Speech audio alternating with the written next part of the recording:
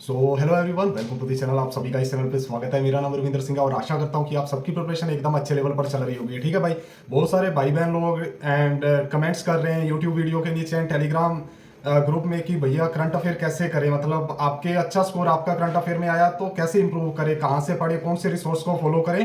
तो सब मैं स्टेप बाय स्टेप बताऊंगा। वीडियो को 1.25x पे कर लेना ताकि आपका वैल्यूबल टाइम बच जाए। ठीक है भाई, एकदम मैं रियलिटी बताऊंगा, ऐसे नहीं कि उस टीचर को फॉलो कर लो तो 40 में से 35 आ जाएंगे। आरआरबी का वो केस नहीं है।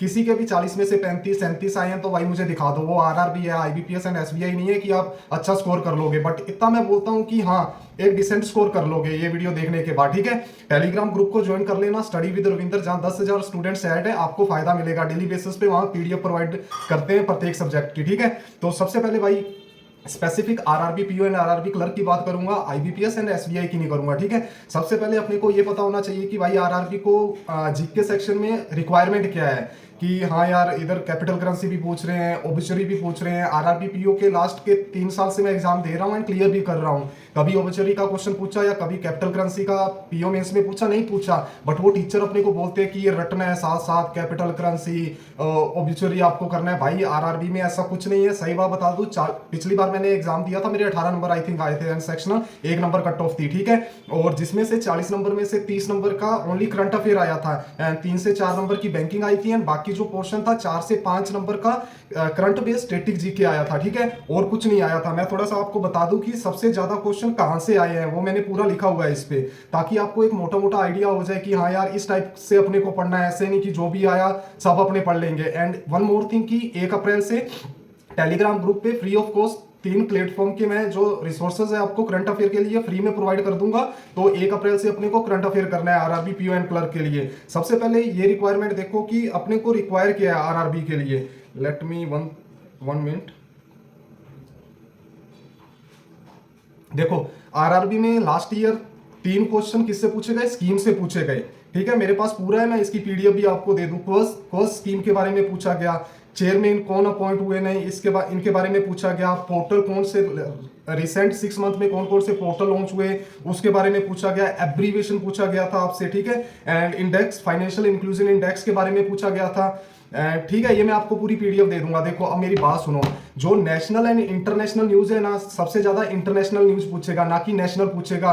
हाँ, कोई अगर नया प्रोजेक्ट लॉन्च हुआ है या कोई नई स्कीम हुई है जो काफी लाइमलाइट में है उसके बारे में पढ़ लेना, बट ज्यादा प्रायोरिटी आप इंटरनेशनल लेवल न्यूज को दो। ठीक है, एंड उससे ज्यादा प्रायोरिटी आप एग्रीकल्चर से रिलेटेड जो भी न्यूज है अच्छे से उसको प्रायोरिटी दो।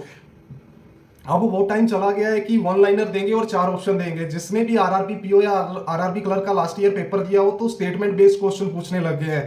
तो वी हैव टू नीड, मतलब अच्छे से थोरोली अपने को पढ़ना है। और 3 रिसोर्सेज इसी वजह से दे रहा हूं कि भाई एक रिसोर्सेज में थोरोली आपको पढ़ना है, सेकंड रिसोर्सेज में एमसीक्यूज बेस्ड होंगे एंड थर्ड जो रिसोर्सेज होगा ना उसमें पूरा टेस्ट होगा। इसलिए मैं 3 सोर्सेज आपको प्रोवाइड करूंगा एंड आपके लिए बहुत ही बेनिफिशियल होगा, आई कैन गारंटी यू। ठीक है, एग्जाम की रिक्वायरमेंट के हिसाब से पढ़ो, ऐसे नहीं कि भाई जो भी टीचर अपने को करवा रहा है वो पढ़ते जाए आंखें बंद करके।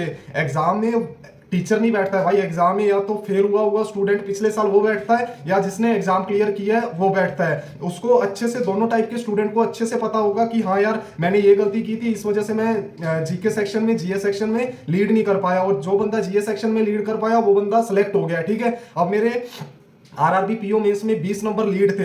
देखो अब मेरे दोस्त है, सेक्शनल कट ऑफ 1 नंबर गई थी, उनके 3 नंबर आए बट मेरे 18 नंबर आए, तो मेरी 15 से 16 नंबर की लीड वहां बन गई ना भाई।